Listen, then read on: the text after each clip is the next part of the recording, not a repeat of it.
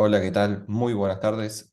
Soy el doctor Augusto Mereta, soy cardiólogo de la Clínica Basterrica y me encuentro realizando un fellow de electrofisiología en la Universidad de Leiden en Países Bajos.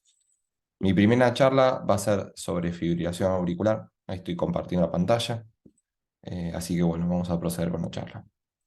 Para empezar, a modo de introducción, la fibrilación auricular es la arritmia supraventricular más frecuente en la práctica médica y en la población adulta. Es responsable de hasta un tercio de las internaciones a nivel global por causa rítmica.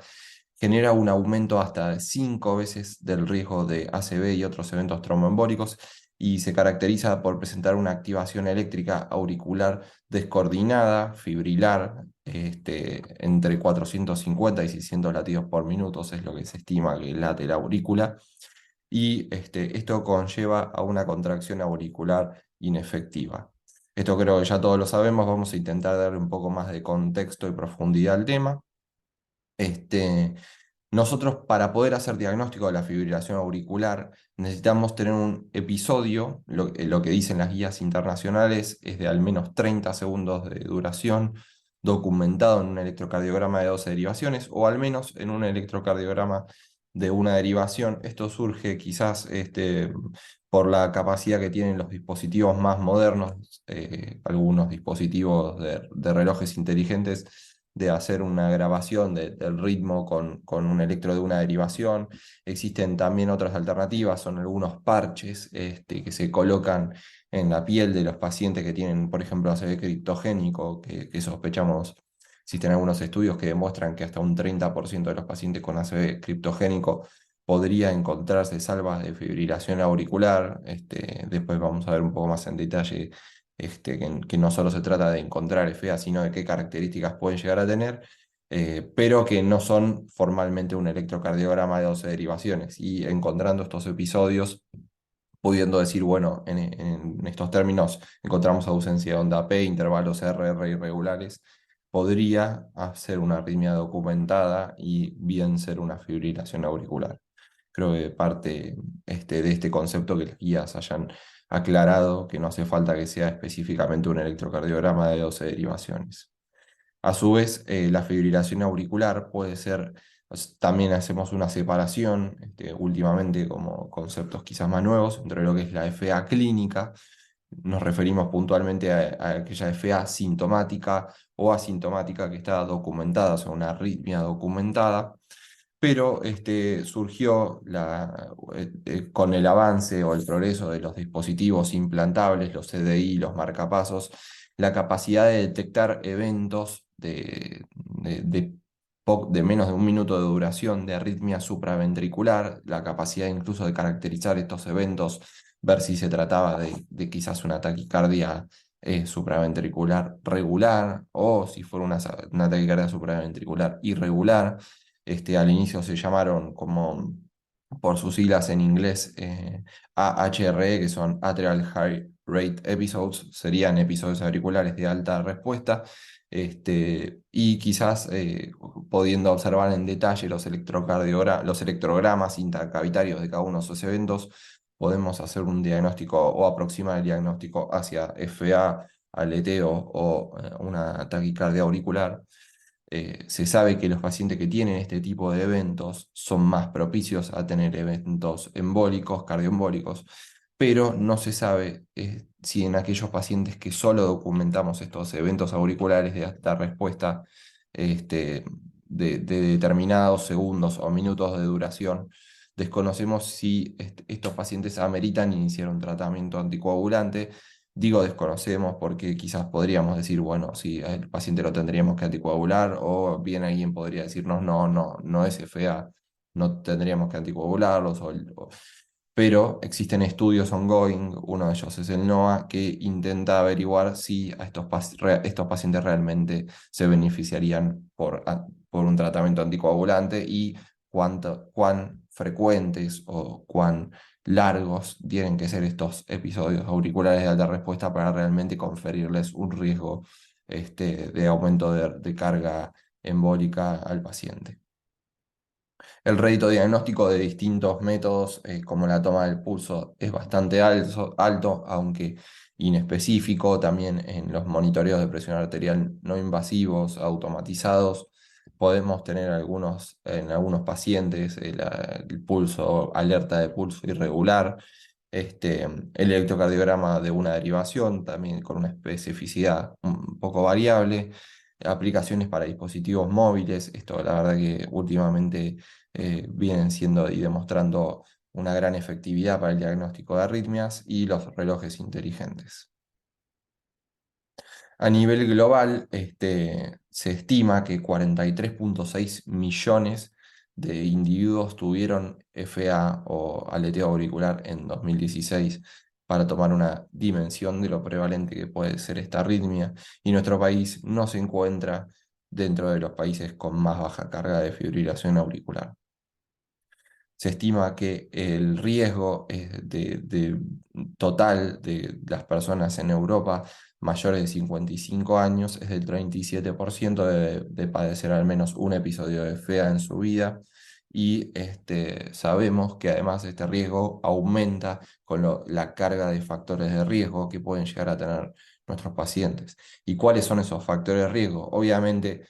los que no podemos controlar, como el envejecimiento, la predisposición genética, el sexo masculino, la etnia, pero sí existe algunos factores de riesgo modificables, y el principal, el que viene llamando más la atención y demostrando que con su reversibilidad genera un impacto más importante en la fibrilación auricular, es la obesidad, y así la apnea, hipopnea obstructiva del sueño, el SAOS. También se nota que participa en la proarritmia no solo de la fibrilación auricular, sino de muchos otros tipos de arritmias supraventriculares, y después la mayoría que son factores de riesgo aplicables a los estados de inflamación, como el tabaquismo, el consumo de alcohol, las enfermedades agudas, eh, la hipertensión, principalmente vinculable al aumento de la tensión parietal a nivel auricular, además de ventricular, la presencia de enfermedades valvulares que nos generan distensiones de las paredes, y eso por efecto mecánico puede predisponer a la formación de eventos de eventos arrítmicos, de extrasístoles supraventriculares, y en un paciente con una aurícula con cierto remodelamiento podría desencadenar o iniciar fibrilación auricular. Sabemos que la fibrilación auricular se vincula eh, a distintos eventos adversos, como se genera aumento, o sea, se vincula a un aumento del riesgo de muerte entre 1,5 y 3,5 respecto a los pacientes que no la padecen, al ictus, a disfunción del ventrículo izquierdo, al deterioro cognitivo, a depresión, a peores resultados cardiovasculares, y al aumento de hospitalizaciones. Sin embargo, obviamente no sabemos si la FA es causa o consecuencia en este caso. Solo sabemos que se aumenta, que se vincula a estos tipos de eventos adversos. Y un poco para ir avanzando, vamos a hablar ahora de los mecanismos electrofisiológicos de la fibrilación auricular, porque parte para entender cuál es el problema tenemos que entender cuáles son las bases de esta arritmia.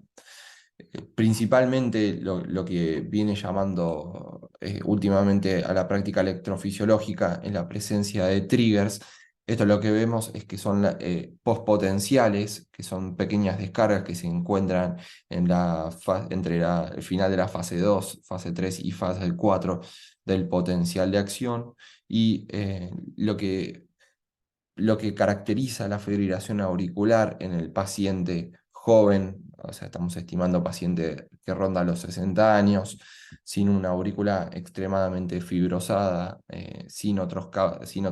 causas de proarritmia como la insuficiencia mitral o la distensión de la aurícula izquierda. Existen focos de descarga automática, que el mecanismo formal arrítmico sería esta actividad desencadenada, en las venas pulmonares. Esto es muy llamativo, eh, ya que las venas pulmonares presentan bandas de endocardio auricular que se extiende hacia la porción inicial de estas venas pulmonares y genera la ubicación y esta posición dentro de las venas pulmonares genera esta actividad desencadenada. Y digo que se conoce esto como mecanismo fisiopatológico, ya que en aquellos pacientes que presentan anomalía parcial del retorno venoso, aquellos pacientes en los cuales las venas pulmonares derechas retornan en lugar de a la aurícula izquierda, a la aurícula derecha, estas venas pulmonares casi nunca tienen estos eventos de triggers o proarritmia en su interior. Y eso nos confirma quizás o reafirma la teoría de que depende de estas extensiones de la banda del endocardio dentro de las venas pulmonares.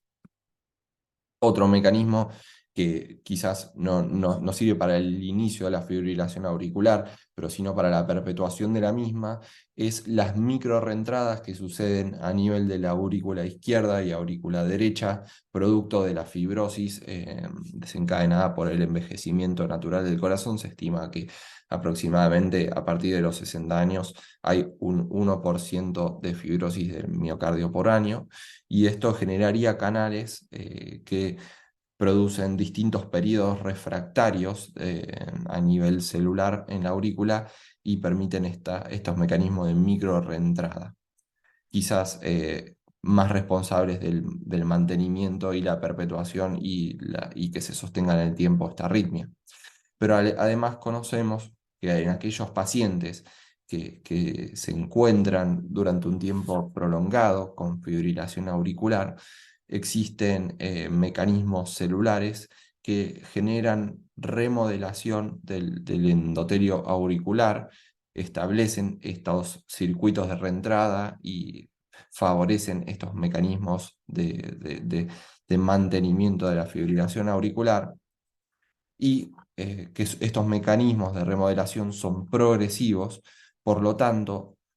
abandonar, abandonar la persecución del control de ritmo en nuestros pacientes con fibrilación auricular, estamos hablando de aquellos pacientes que tienen una aurícula potencialmente tratable o modificable, estamos perpetuando este mecanismo de remodelación y estamos generando que sea aún más difícil perseguir el ritmo sinusal en estos pacientes o mantener la contracción auriculoventricular coordinada, que participa en la fisiología ventricular. O sea, que quizás es un error por algunos resultados de algunos estudios viejos, pensar que es exactamente lo mismo para el corazón estar en ritmo sinusal que estar en fibrilación auricular.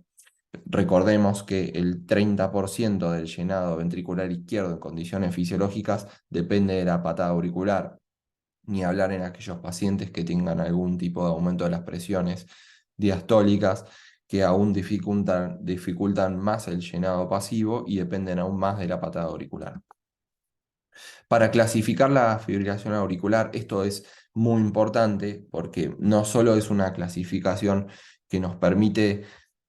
orientar cuál es el estado actual de nuestro paciente, sino entender en qué estado se encuentra respecto a la posibilidad terapéutica.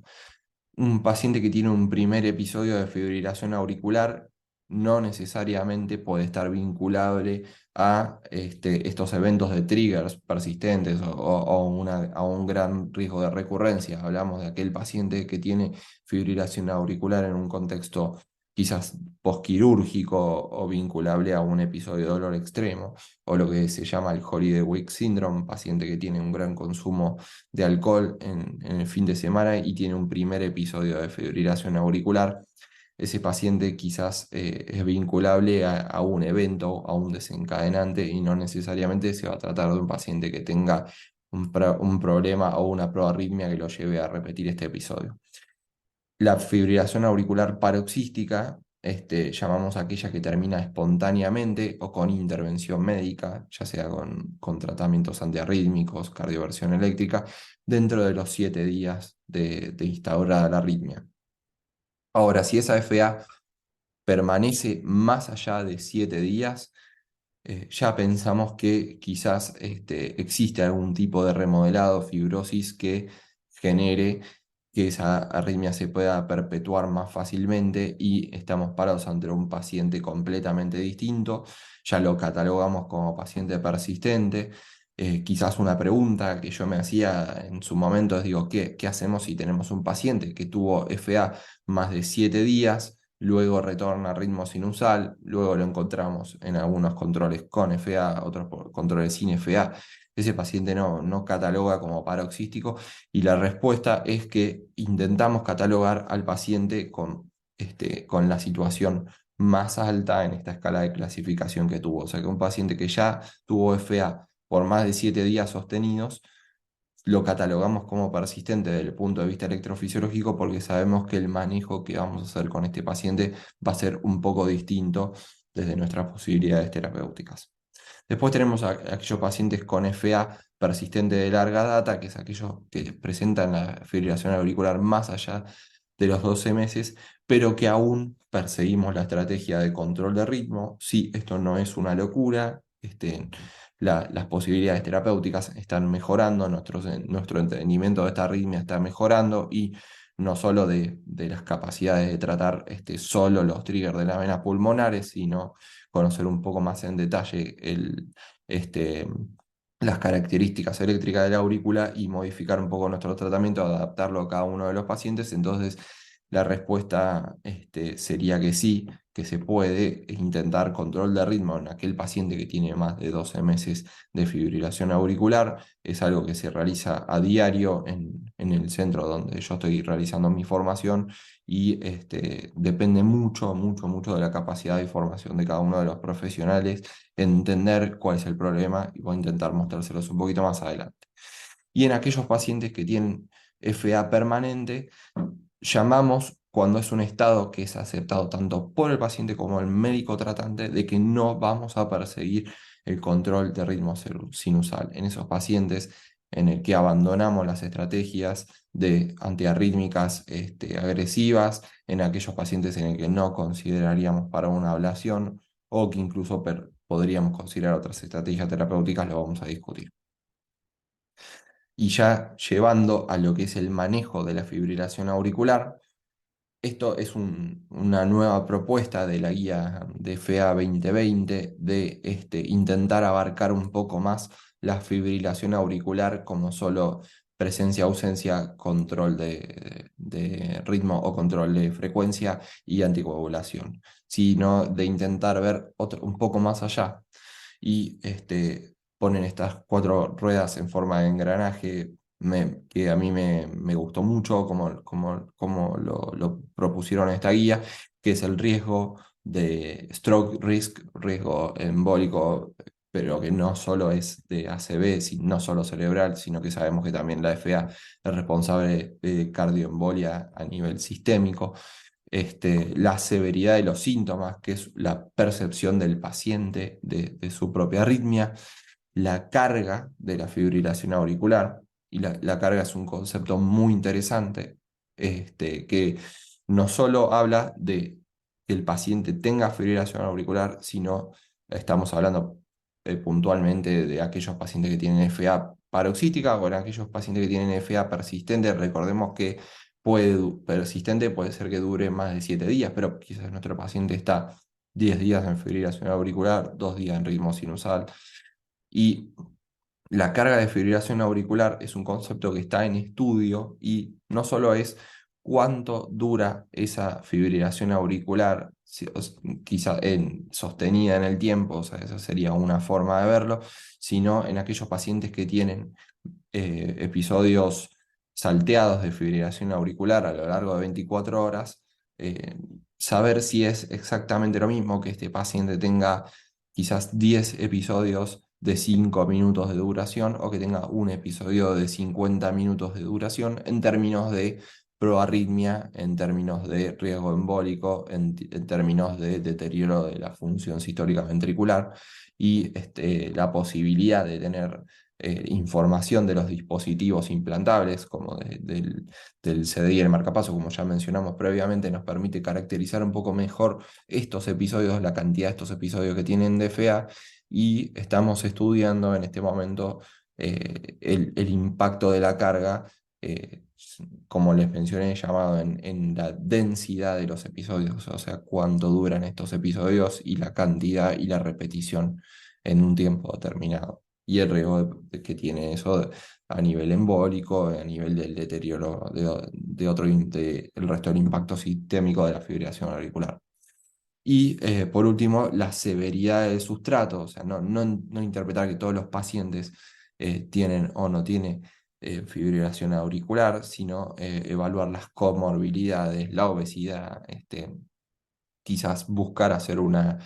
ablación en un paciente que tiene un índice de masa corporal de 41, no tiene sentido, o un paciente que tiene insuficiencia mitral moderada, vamos a solucionar la valvulopatía, o quizás no pensar, nuestro paciente tiene fibrilación auricular, ver el resto de ventrículo, puede tener miocardiopatía hipertrófica,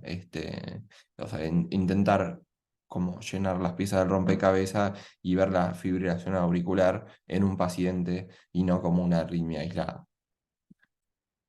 Eh, para lo que es, para empezar a hablar de cada uno de estas ruedas del engranaje, lo que son las predicciones de riesgos de eventos embólicos,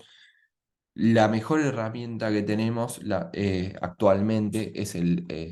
para la práctica médica general es el Score CHATS-VASc.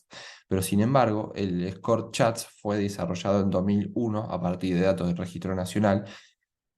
presentado inicialmente con un área bajo la curva ROC de 0,82, eso es decir, una capacidad de predictibilidad de eventos embólicos moderada buena, con este valor, pero cuando se comenzaron a hacer estudios de validación externa, la área bajo la curva era tan mala como 0,6. Y posteriormente se desarrolla el Score CHATS-VASc 2, que mejora levemente esta